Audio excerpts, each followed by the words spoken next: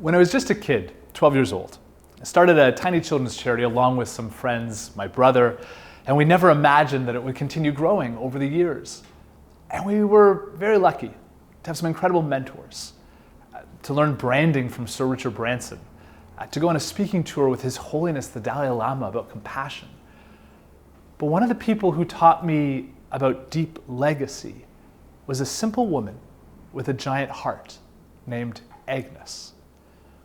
Agnes grew up in Eastern Europe and she wanted to be a school teacher. That's how she thought she could help others. And that's exactly what she did. At a young age, she moved to Southeast Asia where she taught at an all-girls private school. And one day, when she was leaving school walking home, she saw this woman by the side of the road who clearly needed help. It looked like she was dying. Agnes went to this woman and physically helped to pick her up, and they together in a taxi went to a hospital, and Agnes pleaded with the hospital to give help, but neither of them had the money, and so the hospital turned them away. Went to another hospital. Agnes pleaded again, and again they were turned away. And so Agnes brought this woman into her own home. And Agnes wasn't a nurse, but she got a cold compress and held this woman's hand and was just present, providing that compassion until this woman passed away. Now that simple action, that simple choice not to walk past this woman set off a chain of events. Not only did it help this woman in her final moments, not only did it inspire Agnes and forever change her life, but it went on to change the lives of millions, if not hundreds of millions of people around the world.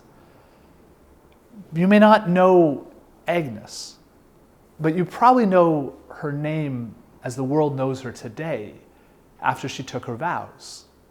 Mother Teresa.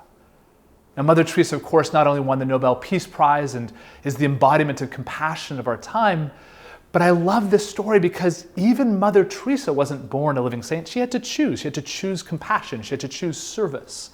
I had the great honor to spend time with Mother Teresa in Calcutta before she passed away. And in a very simple exchange, I asked her, how do you do it? How do you every single day serve the poorest of the poor when you know there's so much need in the world that you can't help every person? And she responded with a smile, and she looked at me and she said, we must realize that in our lives, we can do no great things, but we can do small things with great love.